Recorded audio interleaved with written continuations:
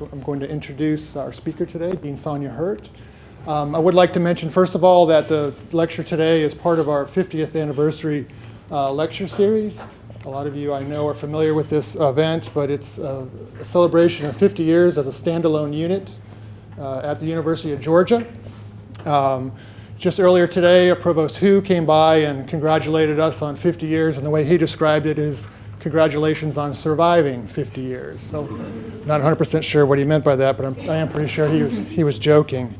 There are several more lectures and events associated with the 50th anniversary, and you can find all that information on our 50th CED 50th anniversary website. But to introduce Dean Hirt, she is trained as an architect and went on to get a master's degree as well as a PhD in urban and environmental planning from the University of Michigan. And then prior to coming to the University of Georgia in July of 2018, she was the Dean of the School of Architecture, Planning and Preservation at the University of Maryland, Associate Dean of Academic Affairs, the College of Architecture and Urban Studies at Virginia Tech, and also was a visiting associate professor at Harvard's GSD. She is the author or co-author of 80 publications. And I paused to say 80. She's probably working on 81, 82, and 83 as we speak, I imagine. I'm not going to list them all, but I will talk about one, probably her most successful book entitled Zoned in the USA, The Origins and Implications of American Land Use Regulation. This book has won numerous academic awards, and most recently in 2019, Planizen named the book one of 14 top urban planning books of the decade 2009 to 2019. So what top book? That's pretty great. So her talk today is entitled, as you can see, American Land Use Regulation. That's a little different than what I have on my list. So it's either that title or this one, but we'll go with this one, American Land Use Rules and Historical Perspective. So with that, let's welcome Dean Sonia Hirt.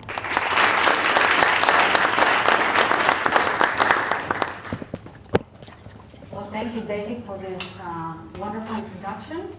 And thank you all for coming and helping us build this faculty lecture series at the level that it is today. I think we've had great lectures throughout the year, and just because next year is the 51st and not the 50th anniversary, it doesn't mean that our next year's series is not going to be just as exciting. I actually have shared it with many of you who's coming next year. We're going to have some top speakers, and this is, of course, all part of our effort to live our lives in this building as a place of intellectual engagement and curiosity. And I hope that this presentation provokes some thoughts, and I'm looking forward to your questions at the end. And the questions, of course, are always the best part of any presentation. So as David was saying, the presentation is partially based on a book I wrote a couple of years ago, but actually incorporates research that I've done also ever since. So I'm going to start very, very simply. I think it's a fair assumption to say that all of us here that have some association with urban design in one shape or another love maps. This is a very simple map, and it happens to be Austin, Texas. I've never been to Austin, Texas. I am completely neutral on the subject of Austin, Texas. I think it's probably a wonderful college town, just like Athens is.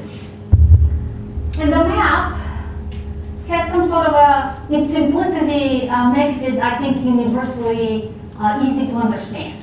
I don't think actually you have to be in a design school to know what it represents. Like all maps, it represents a reduced version of reality. And I actually don't think that you have to be in the United States to understand it. I gave a similar talk about a month ago at Beijing University, and I'm happy to say that I'm beyond the incubation period, so it's all good. And you know, there too, people knew exactly what I'm showing. So this has become more or less a universal language of urban planning around the world. Now, if you present it and show similar maps around the world, their understanding of what the colors are could be quite different. But the map in its simple representation, there is something that I think is universally understandable. So now that I said that, what is it? It's not a trick question. It's as simple as it looks. What does this represent? Yeah, it's a land use. Actually, it's more accurately, it's a zoning map. It's a map that manifests graphically regulations of what you can build and what you cannot build. And although it seems very simple and kind of innocent in its simplicity and almost routine because it's so universally understandable, I would argue it's actually very complicated.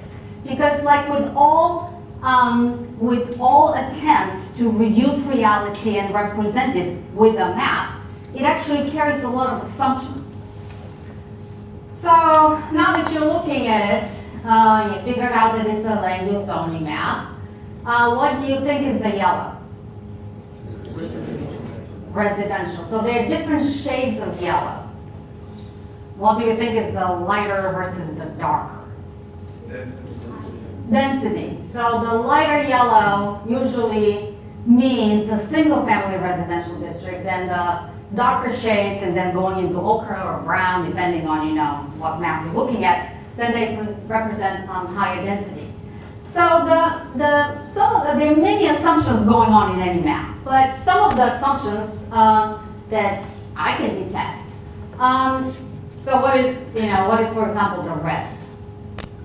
Commercial, right? So everyone got that language in their mind. So there is an assumption that to live is somehow different than to work, or otherwise these categories would not deserve their own color. That, of course, is not accurate. Everyone who answers emails on the weekend from home knows that home is a working place too. If you clean your house, that, by the way, is work just as well. So it's not the separation is, not perfectly obvious or clear. And the mere fact that we also label different types of residential properties with different colors and they have their own regulations is also an assumption. I mean, why is it that important that these are the standalone single-family homes versus those that are in apartment building? Why is that so significant that it actually deserves to be represented and regulated? I mean, you don't regulate or represent buildings by the number of windows. And you could. I mean, it is quite possible to make a map that shows the number of windows per building. But you don't do that because it's not considered of such significance. It's not a primal difference. So the mere fact that we assume single versus multifamily to be different, that actually is a very big assumption, which I hope to show you through the presentation. It's kind of a big deal to come up with this. Of course, there have been attempts throughout human history to put different uses, different buildings, and by extension, different people in different places. The simplest way in which cities were divided and certain things were allowed in and certain things were not allowed in was to have a wall that separated insiders and outsiders pretty clearly. You don't have to have any regulations, and there is still certain natural groupings of things that actually happen and have happened throughout human history. In any medieval city, the people who made jewelry would have a jewelry district. Supply and demand for these kinds of good jewelry were similar, so they would group themselves together. People, through this very day, group themselves voluntarily by ethnicity. So this is perfectly possible even without any laws or regulations. So it is continuously happening in history. In terms of laws, there are certain things that were prohibited also in ancient cities. In ancient Rome, for example, cemeteries were not allowed, private or public were not allowed in the central areas. That was a rule. So there was a certain sense, this is for here, and this is for somewhere else. The Romans are kind of an interesting thing in the Western world, at least, because I think they're the first to actually begin counting the equivalent, the Roman equivalent of the single-family home as a separate thing from the multifamily building. So the Roman census actually counted the villas versus the multifamily building insulae separately. Now, the Roman villa, of course, was not a single-family building like we have today, because the Roman patrician would carry actually business in the home. Like the other important senators would come and talk. They would actually have an agricultural production going on in this estate. They would live with their apprentices, extended family. So It's not exactly the equivalent, but still there was some understanding, even in ancient Rome, that a standalone home for a single family, no matter how you define, is somehow different than if you have 4 stories up. And in every place lives a different family, which, by the way, was the overwhelming majority of the Roman fabric. Height regulations date back to the reign of Emperor Augustus. Nuisance laws that were so popular, they started in ancient Rome in the Western world, but also totally thrived, for example, in medieval England. So if you want to have yourself a tiger, it's a problematic thing to have a tiger. But if your neighbors have a tiger, you could actually complain to the authority and say, I don't want to live next to a tiger. And the authorities would say, that's actually a bad idea. So you didn't have to have a permit to get yourself a tiger. But if you had one and your neighbors would complain, there actually could be consequences and they would make you move the tiger. And of course, private agreements. Private agreements, sometimes called private covenants, neighborhood agreements, also have a very long history.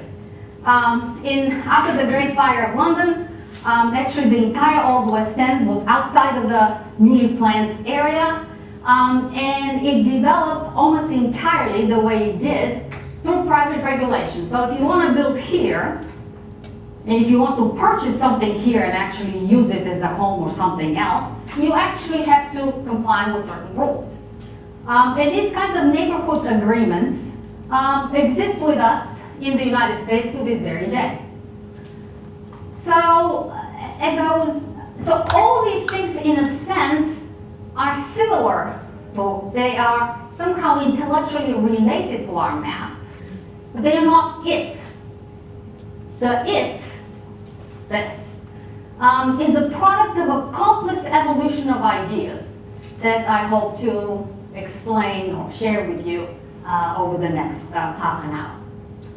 All right, so the point is that although such attempts to put things in different places have been happening throughout the human history, still, for the overwhelming majority of human history, people lived like that. So this is a painting in 1772 by a British English artist. I think this is in Derby, England. And so, usually people date the Industrial Revolution in England on 1760, I believe. So this is at the very beginning. So let's just pay a little attention to the painting and see what this actually means. What are they doing in this image? So I think we all agree that the central character is here. That very confident, robust-looking young man who is in control of this operation. So who do you think they are? This is probably his family. So this is probably the wife, this is probably a child, maybe this is an older daughter, maybe some other relation exists. So this period of time, the beginning of the Industrial Revolution, by the way, in England is often dated off as the period of time when the idea of a nuclear family emerged. Before that, for the majority of even Western history, and certainly it's true until today in many other places, your uncles, the grandpa, the family was not necessarily the traditional couple with only their children, which is something that really is a product of the modern world. So right in this period of time, in England at least, we are seeing how the painting already represents a certain unit. Here's the unit. And see how his gaze is actually toward the family, and he's to an extent alienated, in later Marxist terms, from his labor, because in this particular case, he apparently has an apprentice, right? And it's observed he's actually not doing the work. From the clothes, I think you can see these are probably upper middle class people, or middle class at least. So, but this guy probably has a business. This is his business. This is also his home. I mean, if it wasn't his home, why do you think the entire family would hang out there? So home and work, and the painting, by the way, is called The Iron Forge, happen in the same place. If you had a banking business, the first banks were in a home. If you're going to weave baskets, of course you'll make the baskets and you sell them where you also live. So the entire idea, which so is beautifully represented on a zoning map that home and work are separate, was simply unknown. It would take a really long time if you could actually meet that guy. If we have to explain to him that these are two separate realms of the human experience, it would probably be really difficult. Just not how people thought at the time. So he is here integrating home and work. Today we call this mixed use. And here's the family with the apprentice. In most cases, apprentices live with the people. So they're probably living in the very same house. So what's a family? It's actually a different, a more extended version. Here, interpretations of these paintings go, and it's not my interpretation, it's whoever, art historians. This probably is his father. So grandpa here is part of the same unit, and it's probably grandpa because he's hugging the other child. All right? So this is a complex family unit for which the separation between home and work was not at all obvious, and then we separate them, but only over time. So, maybe that looks quaint, and again, in today's urban planning world, we talk a lot about, mixed use, but probably wasn't that glamorous at the time. As a matter of fact, it probably wasn't really safe because it takes only one step of this child to go right into the fire. It's kind of a dark area. Do you really want your family to be there? Partially, the entire idea of this separation through regulation was based on the fact that this wasn't safe. But let's carry on. So to get from here to here, so that this was the norm for hundreds of years, and now this is the norm, is actually a very big leap of the imagination. And I'm asking you to join me in tracing the evolution of this leap of the human imagination. So my claim is, what I'm hoping to be able to demonstrate during this presentation, is that to get to this deceivingly simple representation of a complex reality, you made a number of assumptions that were not always here in human history, and to actually separate single-family homes, which, by the way, in the city of Austin is about 50%. You see it on the map. Would you agree with me? I actually haven't analyzed this, but probably about 50% is designated for single-family homes in which work cannot be conducted. Of course, you can send emails, but aside from that. And also which are in a separate category than the homes where multiple families live above each other, or next to each other, or whatever. So what I'm trying to say is that to get to this point, the map itself is nothing routine, it's not universal, it's actually an aberration in human history. It may seem normal to us today. That's only because we've done this for 100 years. In the previous 5,000 years, it wasn't done in this shape or form. It was actually an invention. It's an invention of the modern era. It has its precedents, long. We saw that since the ancient world. But in this particular form, it's really a product, I would say, of the late 19th century, the early 20th century. And I'll go as far as to say, and hope to be able to demonstrate to you, it's not just that it's a unique invention, but actually, I believe, it's a unique American invention. And, I think that would be important for us to know. It's part of our cultural history. And also, although zoning has kind of a bad reputation, it's very boring, it's kind of technical. Have you ever been at a dinner conversation and there's this awkward moment of silence, and then you say, what do you think about zoning? And would you use this as like to live in the park? No one ever does that. There isn't like anything so, how should I say, it doesn't seem like a really intense, ideas-driven project. It's too technical. It's not technical, it's actually a very intense, ideas-driven project. And that's what I'm hoping to demonstrate. So keep those three in mind. So in my modest hypothesis that I'm here proposing is that one of the most powerful ideas that drove this project, it kind of lifted it from obscurity, from something so strange and bizarre how we would come up with this, to actually making it routine that practically every American city has a map that looks like Austin, Texas. One of the important ideas that truly are an integral part of cultural history, I think, is this idea that truly dates back to some of America's founders before America was actually a country. One of my favorite quotes by William Penn, who I believe you know was at the time the biggest real estate magnate after the King of England. They had so much land. And his vision for then Pennsylvania, to which eventually he gave his name, is that if a new, he didn't think of a new country, but if a new world is to be discovered by the Europeans and built along new principles, assuming that there was nothing there before, and of course there was, it was just, removed, eliminated, the Native American population. But the way he imagined it, that this would be a different kind of country. This would be a country for which the towns would not be like the dense industrial and pre-industrial era, medieval, messy, dirty cities of the past of Europe, as he imagined it, his native England, but actually somehow would be spacious and green and orderly and clean and so far, or what he called them, a whole country made of towns for country gentlemen. See, a town, but not a regular town, not like the old towns, a town for country gentlemen,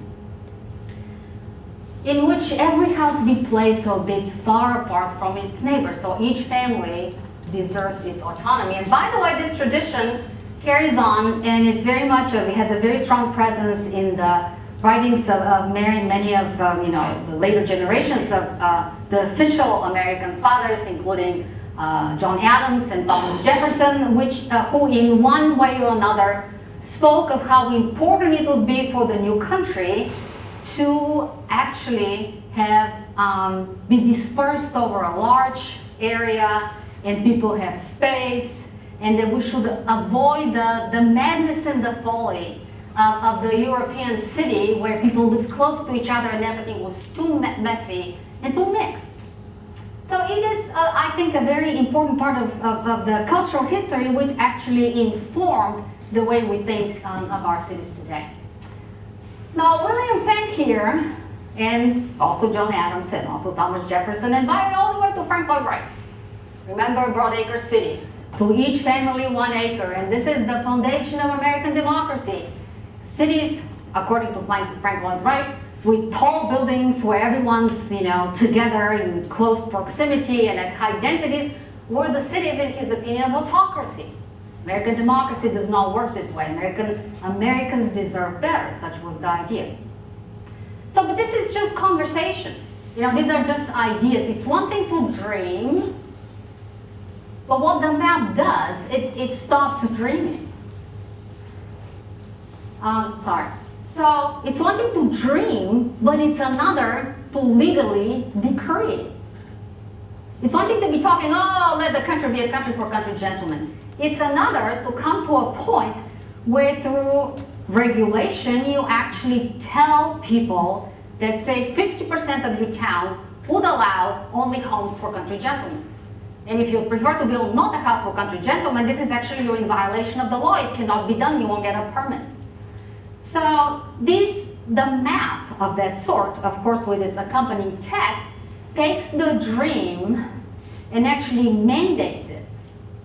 It eliminates the conversation by making it into law. And so we certainly dreamed and then we decreed. Don't take my word for it, take the New York Times. The New York Times last year produced a series of articles in which it explored land use regulations in some of the most sophisticated, dense, and often most progressive American cities. So we aren't talking about suburbs here. We're not talking about small towns. We even stopped talking about Austin, Texas. Now we've come to Minneapolis and Portland, Oregon, kind of beacons of contemporary thought. And just last year, according to the New York Times, as you can see, 70%, so this is the purple, 70% of all land for residences is for single-family homes in the city. I'm not talking about the suburbs. It's that popular. To this extent is it routine. Here is Portland. We are now at 77%. Now I agree, New York's number is lower. Chicago, 79%. It's not the Chicago suburbs, okay? Seattle. Charlotte nearby. Now we are at 84%. Then in San Jose, California, 94%. That's a lot of land. See, this is not a dream. This is actually the law. And what I'd like to argue is that actually is a very unique law. I cannot find it with such vividness and such rigor and such strictness and such passion behind it in other countries. So I really do believe, as I'll show you, that this is something that emerged of a unique cultural American tradition. So producing, you know, a pattern which we are familiar with, which you know, we associate with suburbs, but that's not the point. It's not that American suburbs are different, it's that American cities proper, in the percentage they have in single-family homes, and granted this is Chicago, so it's relatively close together. These are not very low density. It's not, you know, a home for every acre. Still, the idea of the single-family home in the United States, about 65% of housing units are in single-family homes. This is not the home ownership number, because you can own a condo, that's different. But it's about 65%. It's not common in other parts of the so-called Western world, and it's, by the way, not common in parts of the not the Western world. But, you know, to stick with our Western world examples, and this is extremely, how should I say, simplistic, and I'm overgeneralizing a little bit. But if you're looking into, this is England on top, if you're looking at the English town landscape, actually a greater number of housing units in England are in single-family homes than they are in the United States.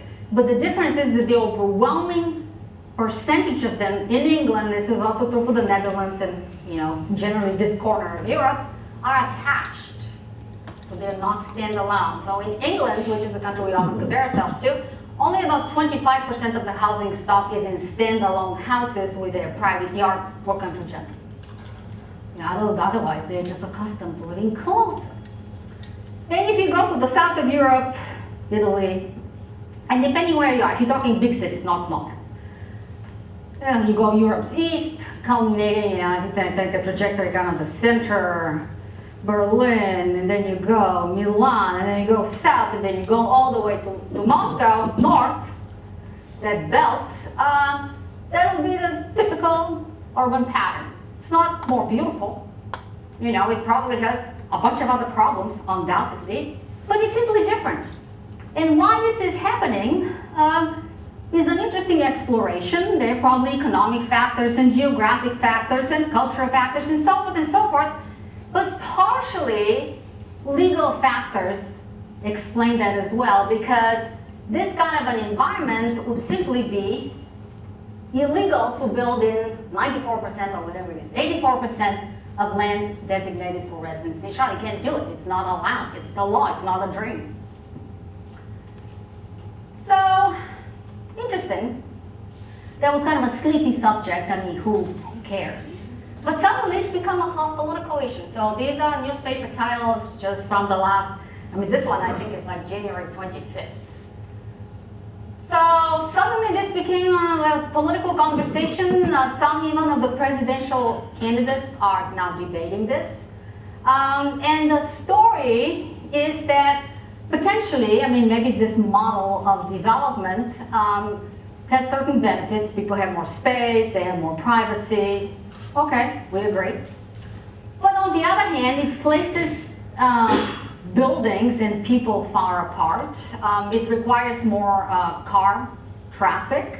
It's potentially inefficient. It might be not very environmentally friendly and so forth and so forth. So it also may tend to, because it requires such spaces, it actually inflates the price of housing. So partially some people say the fact that we have these laws is something that really is a problem for housing affordability. So whether this is true or not is not my point. There's obviously, this is a very complex debate. My point is that somehow over the last few years, something which was unremarkable and not really interesting actually has become a rather contested moment of political event. But let's go back to history. My purpose here is with you to kind of look through how this whole idea came to be with us. Because again, my point is this is not routine, it's not technical, it's actually an ideas-driven project. So remember, we start here. Still, home and work are pretty much the same. And there is the extended family, and you know, the idea about standalone home just for these people right here, it would be not possible. Just 3 years later, another painting. If I am not mistaken, this represents Berlin. And it's also about iron making, right? They were making iron here on a small scale. This guy owning a business, I'm assuming. And now somebody else owns the business. Whoever owns this business is probably not here, but this is one of the most hellish places on earth, 1775, when, you know, obviously very poor people are now working in a factory, making the same product at just much greater, on a much greater scale. And so in some ways, this is home and this is work, except that this is not exactly home because there is work. And even this, which looks like work, is actually not only work, because if you pay attention to the corners of the painting, these are some interesting things happening. Okay, so people are desperately working here some 16 hours a day. You can't really work 16 hours a day without doing some certain very basic human functions, and one of them is to bathe. They might not be having running water at the tenement they were living in Berlin, I don't know, but you actually are seeing people taking baths and then drying themselves. Naturally, people are also eating, and it's hard to say, but I'm beginning to think that maybe somebody brought a baby, which, by the way, was not exceptional. I mean, how do you think women of that lower oppressed class at the time, what do you think they did with babies? Some of them just brought them to the factory. So the factory was also a daycare center. So in a sense, it was mixed use too. Anyway, so complicated, this process of separation, but here is one man, my faithful assistant here, who in the year 1810, maybe he did not decide it, but his people who worked for him, began to think that the state should, after all, intervene in this whole process of home and work. And I imagine that partially this was driven by safety, and kind of humane considerations. I mean, these factories really were terrible places to live, and if you actually lived by them, it was very oppressive to live there because smoke, pollution, and so forth and so forth. So Napoleon, some people call the father of modern zoning, because he actually passed a decree in which he mandated all throughout the French empires, if you're going to be proposing a factory, this factory has to meet certain standards. And if it does not meet those standards, they actually would not allow it to be built. And that was done, I imagine, partially at least, because of these considerations of health and safety, which were, you know, obviously very terrible in the industrial city. However, he was not proposing what we have today. So he was talking about all the cities of all the French Empire. It's not specific. There is no map attached to Paris or any other city or Lyon or any other city. This is just a general principle. Okay, you have to get a state permit, otherwise we won't let you. But it didn't actually designate in every French city how things should be placed, which is what we do today. So a closer precedent of what we're doing today, you have to wait for another 50 years, and then you have to go to Germany. And I think this is the very most common story that's even until this very day told in urban planning history textbooks. And the story here is that that particular guy, that's the best resolution picture I can find, Reinhard Baumeister. In 1876, a very esteemed German professor wrote this multi-hundred pages book about the city of his day. And he said, listen, this is already happening. Everyone is already seeing it. The warehouses are generally grouping themselves in the same location of town anyway, for economic reasons. The upper classes are already trying to congregate in one part of the city, leaving the workers behind. So certain segregation between home and work and certain segregation by class was becoming a very prominent spatial pattern in the industrial city without the laws to actually mandate it. So he said something which is very simple and seems like so obvious. Well, of course he said that. I mean, it's like, wow, yeah, we've been doing this. Exactly, we've been doing this. But at the time he proposed it was actually quite revolutionary. So he was saying that cities, not Napoleon, okay, cities as a discrete unit throughout Europe, certainly starting with Germany, should divide themselves in 3 zones.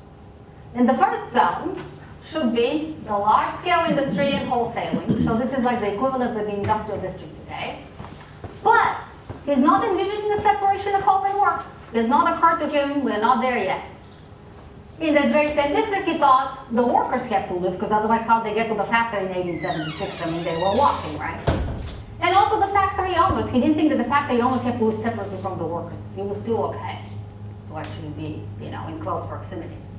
And then the second zone will be all the trades which require direct contact with the public. In other words, this is the commercial area of today. And the homes which must be united with trade. So if you're going to be making baskets, and you need to both make them and live there and sell them, this is in essence what today we call mixed use. And the third district, in his opinion, is the precedent for today's residential zone. So here we have the homes whose owners have no trade. They don't have to work. You have a very nice villa somewhere, standalone home, a mansion. And these landlords, merchants, but maybe even workers. Which workers? I guess managers, potentially could have their own more peaceful environment. So this is actually much closer than what we have today, than what Napoleon said or what we had through Roman history, but still, it's not quite the same. And so his idea took 15 years of debate. And finally, in 1891, this is the city of Frankfort, this potentially is the first zoning map in the world of the modern era. And so Frankfort did divide itself in several zones, and I think it's quite illegible. But the point is, it kind of looks like maps of today. It's not exactly that. So certain differences that you can tell by the map itself is that, for example, the central parts, there was basically no regulation whatsoever. Whatever was already built, and there was just nothing you can do about it. They were not going to kick certain uses out or certain types of building. It was already built, which is not what we do today. We have everything very tightly regulated. And also, although the light green and the yellow were for the estate homes, German authorities apparently practice was such that they would allow homes of any size. And so the result of it is that there was no clear separation in the extent we have it today. Like the roots of it are there, but it isn't exactly what we have today. And then this idea that a municipality should zone itself begins to spread. It goes to Scandinavia, it goes to Switzerland, and with some, 15 years delay, shows up in England. So this is obviously parts of the city. This is Birmingham, 1913. Birmingham, England. And you can see that they also began to zone themselves, so to say. But when they're doing it, you see they left what's developed blind because it's just too late. Whatever there was, it's already here. So they're only doing this for the undeveloped areas of town where development was proposed or expected in the future. And this is in English, so it could be read, but it's, very small. And the point against this, the point of it, is that, like in the German example, it was not assumed unusual or undesirable for you to have your own business on the first floor. So again, the clear separation, even to have a small workshop of some sort, was not considered something that had to be out-regulated, which is what we are doing more or less today. So it's different. You know, it looks like the roots of the idea here they are, but it's actually quite different than what we do today. And let me show you, let me highlight or bolster my hypothesis that it's quite different. So remember, Baumeister is saying we want to distinguish three sections. This is the first for the industry and wholesaling, but also the homes and the workers and the factory owners. This was happening in Frankfort, but cannot really happen anymore in the way we now regulate the built environment.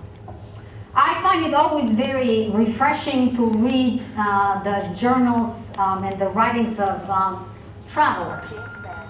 So experts, urban planning experts in the United States, they routinely went to Germany and England, or whatever they consider to be places to learn from, and also many of the Europeans traveled to America because that was also a very remarkable story and they wanted to learn. So they're exchanging these best practices, and these are their conclusions. So this is Frank Bacchus Williams, very famous professor. He taught at Harvard, a lawyer. And he went and visited Germany, studied the German tradition, and said the trouble with the business district in Germany, which we began to have in the United States, that they don't have one.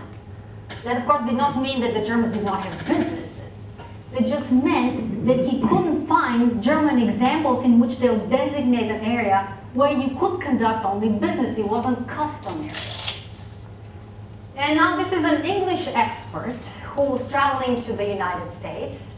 And this is 23, and this is what he's noticing. From the British point of view, not the least interesting feature of what the Americans are doing is that they have unit areas allowing for just one family. So in the British mind, they hadn't come up with that. You know, this was an American idea. And it is true, so this is one of the first, you know, proto-zoning maps in England as well. This is Sheffield. And you can see what they're doing. So they're designating 20 houses per acre or 24 houses per acre. This is how they're, you know, this is the imaginary division they're having. But in the United States, since 1916, actually, a different idea emerged. So Aldrich, the British expert, was right. This is Berkeley, California. Which passed its first ordinance in 1916. This is the same year that New York passes its zoning ordinance, and for some reason, New York, you know, has all the publicity. In my opinion, actually, Berkeley truly gave the birth of an idea, which, by the way, New York did not arrive until the 1930s. And so if you're seeing, so this is a 1922 map, because first they only had the text and not the map, so that's actually the first map. But if you can see here how it says single-family dwelling. Then they have two-family dwellings. See, previously, just a couple of years ago, people even didn't think that having a standalone house for one family is a different living category than having two. It seemed the same. But at some point of time, they begin to think that the categories are so different, they actually deserve their own space. And they have to be mutually exclusive. This is what Berkeley does. This is for the standalone homes. These are for the two-family homes. This is for the multifamily homes, and they cannot mix anymore. So this actually was quite revolutionary. Whether it was a good revolution or bad, that's a different story. And so why are they all doing it? Well, for the obvious reasons, which we already talked about. So the industrial city was not safe. It was very polluting, and if you could, I mean, if you were a worker, clearly you had to live somewhere nearby because there was no other way of getting yourself to your workspace. But if you're a middle-class person, or an upper middle class person, or a wealthy person, this was not going to be your place of residence. You don't want to be here. You don't want to buy a piece of land, build yourself a home, and then, you know, 3 years later, somebody comes and builds a factory. Undesirable. It has to be proactively prohibited before it happens. So there was this important safety component. And it isn't just the factories. I mean, think if you are if you're right next or above a restaurant. I mean, now it's kind of cool to be above a restaurant, right? Well, but they're cooking, you know, there is fire. And when these ordinances were first proposed, I mean, in New York specifically, for example, there were extensive cities by the fire department. I mean, I haven't verified the data, but I can't imagine they were making it up. the point was is that if you were living above or nearby a restaurant or other commercial establishment, you actually were in greater danger because there could be fire. So the argument partially was made that actually for safety reasons, you have to separate, to the extent possible, work from home. Also, another safety and health consideration, which again, I don't think they were making it up, it was actually very real, was that a lot of work was still conducted in the homes or in the tenements. And here, as you can see, lighting was terrible, there is no safety whatsoever, people are making all kinds of products, and know that usually it's the wife, the mother, and the children who are the working at that time of the day. And I suppose this male figure is having like a day job. See, he has like a uniform, he was a policeman perhaps, did his thing, comes back, and now everyone is employed. So this is a home and also a workplace for which there were no safety standards whatsoever. It could be very oppressive. So the idea was that to an extent, if you separate home and work, you actually are making a better world. And I think that argument, we should respect it. It seems maybe not familiar to us because it's okay to live above the restaurant. But at the time, it was, there was some rationale. And so, strangely, on the one side, we have all this conversation about health and safety, which is kind of the basic rationale, the official rationale of why these regulations were invented to begin with. And yet, here's the year 1914, one of America's greatest housing experts, the author of the tenement law in New York, a very well-known one, was saying, okay, there may be great reasons why this should be done, but we in America cannot do it. So 1914, we have cast longing eyes at the shores of Germany. This is Germany right before World War I, so it still has a high reputation. Okay, everyone's looking up. The shores of Germany, and wonder whether there was something so essentially different in the atmosphere of Germany and America that it would be impossible for us to engraft upon American civilization the well-established principle of zoning that has been in operation. So, if the arguments for achieving this separation through regulation were so sound, why was it impossible? Well, because, there is always a different way of telling the same story. And so I think on one side, these are some good reasons, and also there is this preoccupation that it would be really nice to have very neat, orderly residential districts of standalone homes. But it's one thing to dream, it's another to decree. America is a country of free people. People who can do with their property as they wish. Are you sure that it's the function of government to tell people what they should build, where to build it? This sounds like very heavy government regulation, which actually was not necessarily a very politically popular point of view right about 1915, 16, and 17. So at the time, an alternative theory exists that actually to have these regulations was oppressively, frighteningly anti-American. And there it is. The year 1917, potentially an idea emerges, maybe it was like a conspiracy theory, that perhaps this is a Russian idea. There is absolutely no evidence to my knowledge. As a matter of fact, Russian cities had, the big cities, St. Petersburg and Moscow, had regulations like any other big city at the time. However, to such an extent was this very idea of regulation alien that people who were promoting it had to write letters to the editor in various newspapers to defend themselves that they don't know anything about Bolshevism, they've never been to Russia, they don't speak Russian. It's just a theory. And this is not the communist idea. So you see how on one side there was a political climate conducive to this development, and on the other side that was perceived as to be actually a harmful development. Well, one way or the other, they cast their eyes on the shores of Germany, and maybe initially people opposed it because it seemed like such a heavy government regulation. But look what's happening. in just a few years, this is the number of ordinances of these kinds that were passed around this country. So somehow they overcame the idea that this is anti-American, and they embraced it. And so today, 95% of American cities, towns, and suburbs actually have an ordinance of this kind. So what was perceived as unacceptable actually became fully acceptable in the dominant position. I think those of you who have some exposure to planning history, and this is most of you, know what I mean by Euclid versus Ambler. So this is the 1926 case that was in the town of Euclid, which is a suburb of Cleveland. And this is the first time that, so these cities are passing these ordinances by themselves, but it was never clear whether it's a legal practice. Because remember, it could be communism. So it was not until the moment this idea actually reached the Supreme Court that it was actually blessed around the country.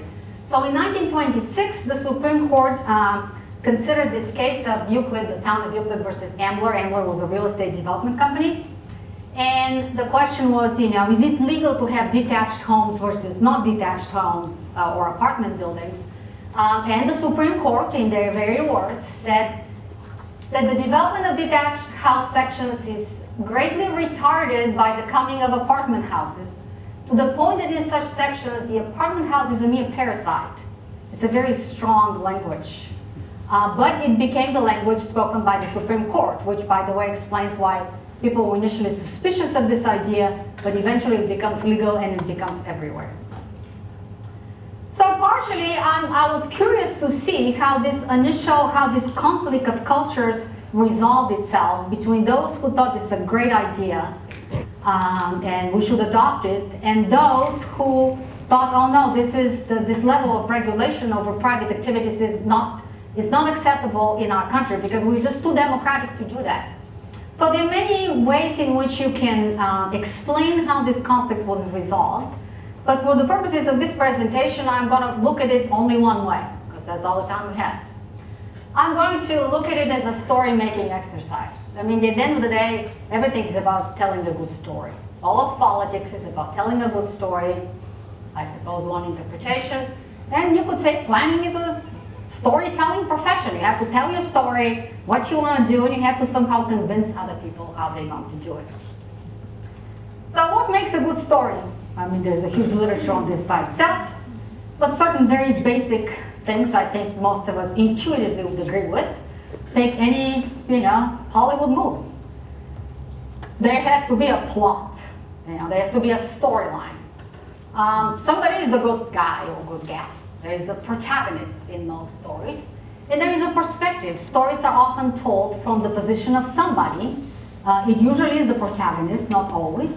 And through the telling of the story, the reader or the viewer, whatever the media of storytelling is, somehow the audience embraces that point of view, feels a certain sense of sympathy, some emotional attachment to whoever is telling the story. Again, usually the protagonist.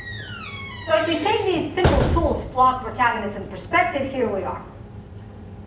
I mean, most stories, I know that's super elementary and they're really much more complex stories, but generally have an initial setting in which there is initial peace, and then there is some great action, and then there is some conflict. Conflict or tension, that's the essence of any story. That's back from Aristotle. It climaxes somehow, then there is reaction, the hero does something, the protagonist, and finally we resolve ourselves. It's simple, but common. So I decided, I'm only giving you one example, but I began to read urban planning textbooks or other promotional materials at the time, and they are like a story. I won't read it all, but generally, okay, this is a textbook on the need for having urban planning in American cities from 1929. Setting. That's my word. Setting is my word. This is the words of the author. All right, so this is when it was all nice and peaceful. It used to be customary to refer to a man's home as his castle. His home was a place where he could retire when he wished to secure from intrusion. In the early days, back in the day, where a person picked up a desirable piece of land, built a house, he could fairly be certain that he could establish a residence that could continue to please him. And then we move to conflict. And there is this destruction has taken place as a result of the various invasions that may take the form of other types of residences of greater density. You see, now we are in conflict. In our resolution, the proposed resolution, this all points to the need of somehow ensuring stability of use in a residential neighborhood through zoning. So you see, this is kind of a story. If you choose to read it this way, it is a story. Of course, stories are also told with pictures. So let's just look at some period images. So I think I spent a lot of time with the Architectural Forum, which was the largest architectural publication of its time. It's interesting. So, all right. Well, I think that features a protagonist. You see, there's always this nice-looking, elegantly dressed traditional couple that is dreaming of this wonderful home. Here they are, dreaming about it, but again, they're only dreaming, and by the time we've made it into law, which is much more than just a dream.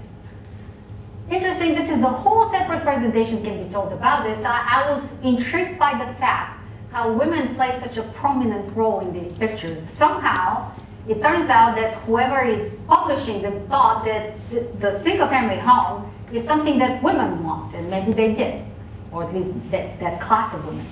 But look, I love it. See, the architect, this great male big figure, is not looking towards him.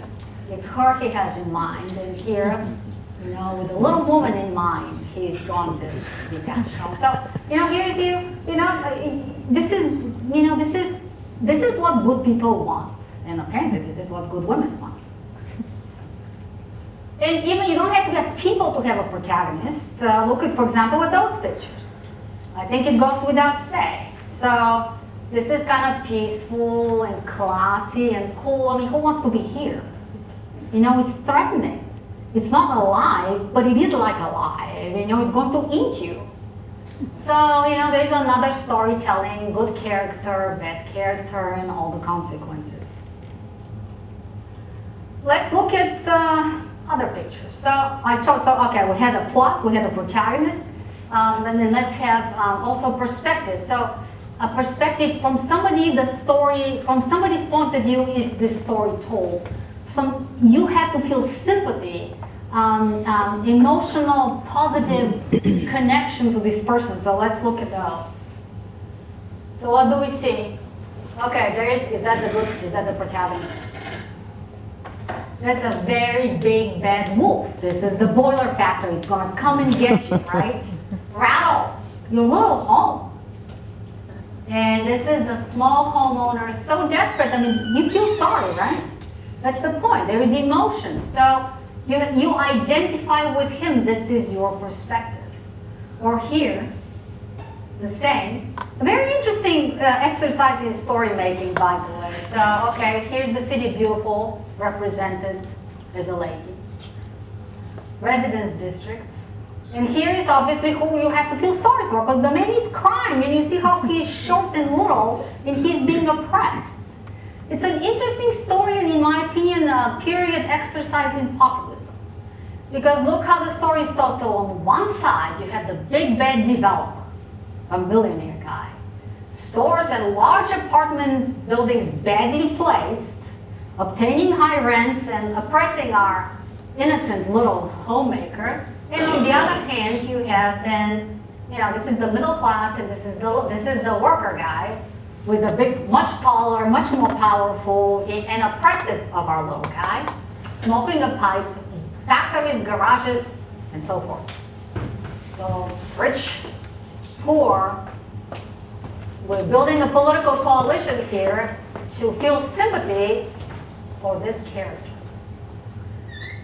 So anyway, the story will be quite incomplete, and actually scandalously incomplete, if I don't say that these ordinances had a lot to do with racial separation. So among all the healthy and the safety and the dream and whatever components and the country gentleman ideas, since 1910, starting with the city of Baltimore, they actually came up with districts by law in which said where people who are white can live and people who are not white can live. It was that simple. It said black and white. There's nothing to debate. So that there were very clear racial components. It's pretty obvious. Over time, because this was too blatant and over time unconstitutional, they had to soften this. So initially they began doing white R1, black R2.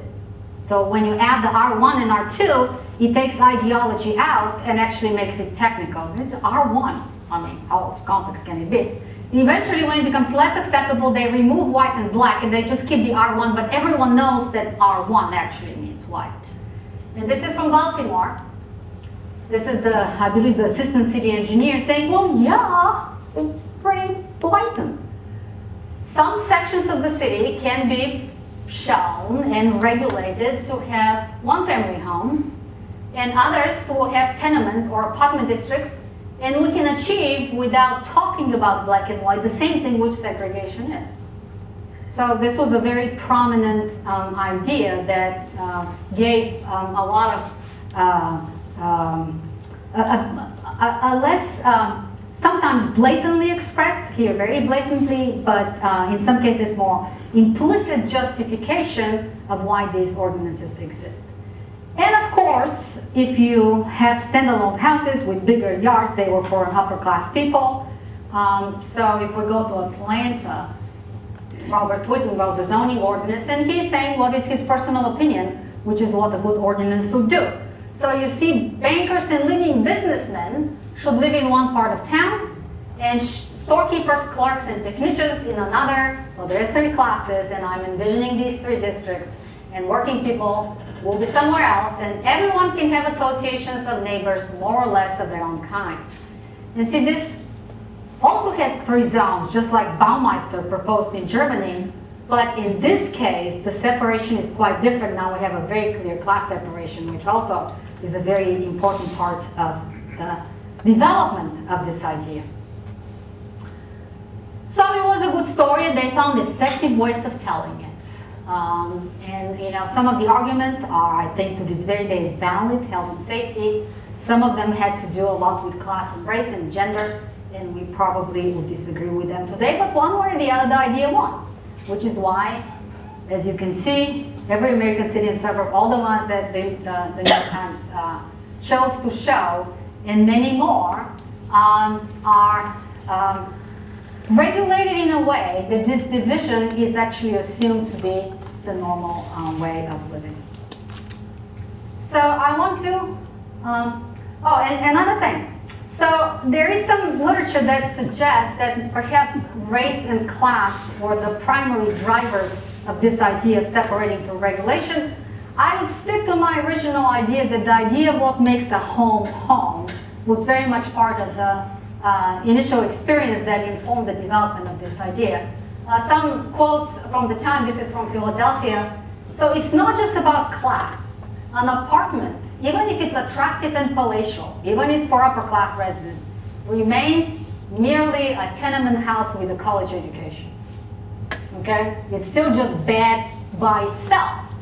You know, we have to work to build a world that does not have them if this is possible. And this is an example from Minnesota. This guy specifically, a lawyer, is defining a home as a house in which one can drive a yoke of oxen around. You can't do this in an apartment building, okay? And by this virtue, actually around that time, it's another interesting process of reclassification. Apartment buildings stopped being appeared as listed as residences. It's not a home. Then we've kind of shifted that idea ever since. But at the time, that was actually a growing movement. It's not a home. If it's not a standalone house, it's not a home.